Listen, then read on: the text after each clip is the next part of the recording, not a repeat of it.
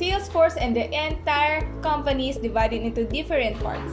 These parts represents different stages in Salesforce management. I am Tubal, And I'm Cielo Palma, your sales gurus for this episode of Sales Daily. Salesforce structure has 4 different aspects such as territorial, product, customer, and complex Salesforce structures. First, in the SalesForce structure is the territorial SalesForce structure, which is a Salesforce organization that assigns each salesperson to an exclusive geographic territory in which that salesperson sells the company's full line.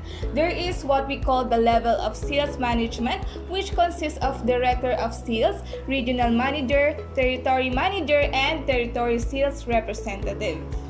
Second is the product Salesforce structure, which is a Salesforce organization in which salespeople specialize in selling only a portion of the company's products or lines. This Salesforce structure only focuses on the portion on what a company has to offer.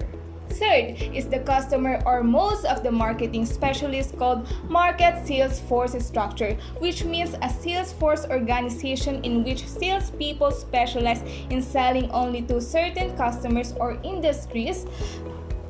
Lastly is the complex force structure, which is a combination of several types of sales force structure like customer and territory, product and territory, product and customer, or territory, product, and customer. Next, we're going to talk about sales force size. Increasing their numbers will increase both sales and costs.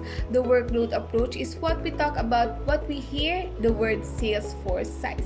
Workload approach is when groups account into different classes according to size, account status, or other factors related to the amount of effort required to maintain the account. It then determines the number of salespeople needed to call on each class of accounts the desired number of times. Next is the sales force. But first, who are the sales forces? The sales force is a customer relationship management solution that brings customers and companies together.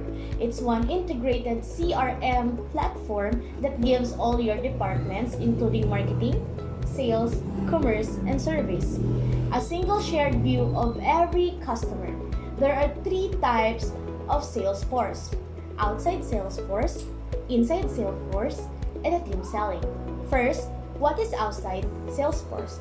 Outside sales force are salespeople who travel to call on customers in the field. Next, in the inside sales force are the people who conduct business from their offices via telephone, the internet, or visits from prospective buyers. Lastly are the team selling.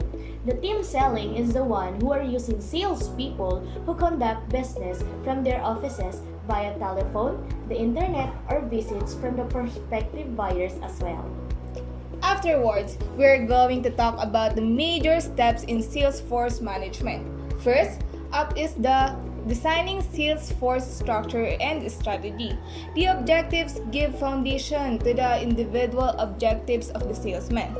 The objectives lay out details on what the organization's focus will be. It can be focusing on new customers, new product, existing customers, or existing products. Not only should the management focus on the sales targets, but also market performance, customer relations, and service, supporting the marketing functions. Next up is the recruitment and selection. For a successful sales function, it is imperative to have a good salespeople. A perfect salesperson can increase the customer base and profits for the organization. The human resource department seeks applications via company's website, print ads, contacting recruitment agencies, and etc. Then, it is training, supervision, and motivation. It is important that the salespeople are given sample training not only on the product but also on how the organization functions. Once a salesperson associates himself or herself with the organization, there is a self-drive in the efforts. Also, the management has direct and motivate the sales force to give it right direction. An efficiently managed sales force successfully meets its responsibilities and tasks. The management needs to create comfortable working environment, and there should be flow of effective communications among the management, salesperson, and the customers. Next is the compensating. To ensure right salespeople get selected, there should be an appropriate compensation plan. Compensation involves elements like number 1, fixed salary, next one, variable components like commissions, rewards, bonuses, and etc. And the third one is the expenses incurred in the field. And the last one is the fringe benefits like health benefits, company vehicles, club memberships, and etc. Lastly, evaluation and control of salespeople.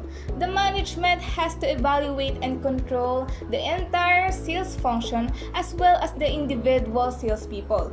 For the sales function as a whole, the management has to work on the training as well as proper allocation of resources to the assigned territories.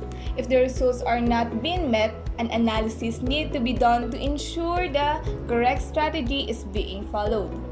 Let's move on to the recruitment and selecting salespeople. This is really essential because successful sales force operation often depends on the recruitment and selection of good salespeople. In fact, in a typical sales force, the top 30% of the salespeople are possible to bring in the 60% of the sales. When a salesperson quits, then the cost of the finding and training a new salesperson plus the cost of lost sales can be very high. That's why poor selection results in costly turnover. When recruiting, a company should know and analyze the sales job itself and the characteristics of the most successful salespeople so that they can identify which traits are needed by a successful salesperson in their industry. After the recruitment process, the new salespeople should undergo training. Different companies have their own ways of training. They're new recruits, but most of the companies are training their people via seminars, sales meeting, and web e-learning.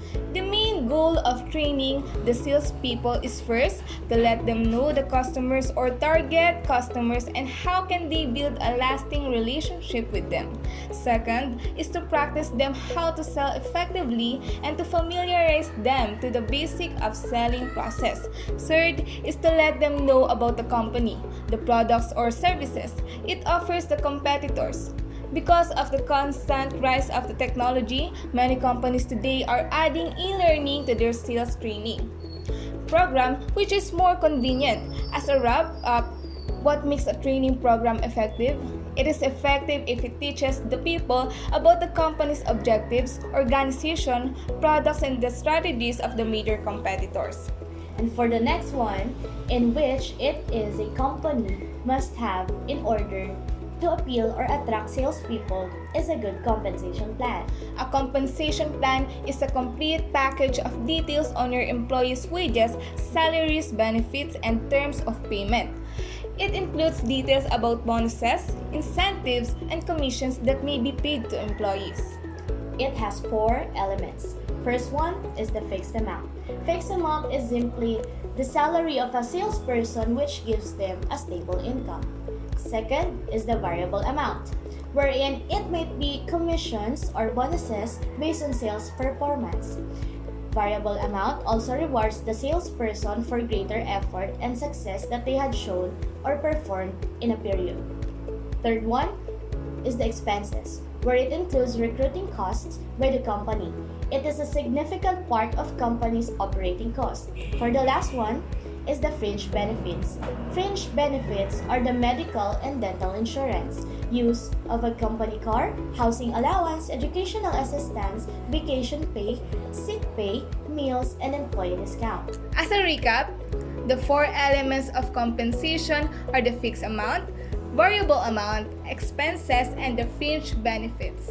There are also types of fixed and variable compensation wherein a management must determine what mix of compensation elements makes most sense for each sales job or position. The first one is the straight salary. It is based on the time spent on the job and not on the volume of sales affected by the salespeople. It assures a minimum income but does not provide any incentive. Second is the straight commission, based on the sales affected by the salespeople and not on the time spent on the job. Does not assure any minimum income but provides sufficient incentive. The third one is the salary plus bonus, a compensation plan that pays a salary plus a bonus when achieved by reaching the targeted sales goals.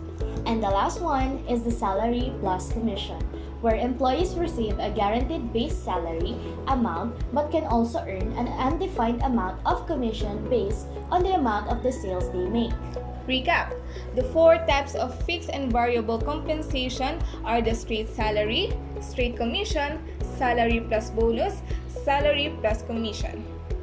Take note that a SalesForce compensation plan can both motivate salespeople and direct their activities, and it should also direct salespeople toward activities that are consistent with overall SalesForce and marketing objectives. And now, moving on, the compensation plan of a company or business is the supervising and motivating salespeople, wherein goal of the supervision is to help the salespeople to work smart by doing the right things in the right ways. Many companies motivate their salespeople by setting sales quotas, the standard that states the amount they should sell and how sales should be divided, wherein with this system, employees and can be recognized also. And now, for the last step in SalesForce management is evaluating of salespeople, the step that requires the process of a good feedback, meaning that getting regular information about salespeople to evaluate or monitor their performance. It evaluates salespeople on their ability to plan their work and work their plan. There are ways that management gets information about its salespeople. First come is through sales report that include weekly and monthly work plans. Second one is the call reports, where they write their completed activities and then turns it into the third one, the expense reports, which are reimbursed. And then other information comes from personal observation, customer surveys, and talks with other salespeople that sums the total of 6 ways. And that is the roles of the SalesForce structure. May your journey to becoming the next entrepreneur be a great one. Thank you and see you on the next video.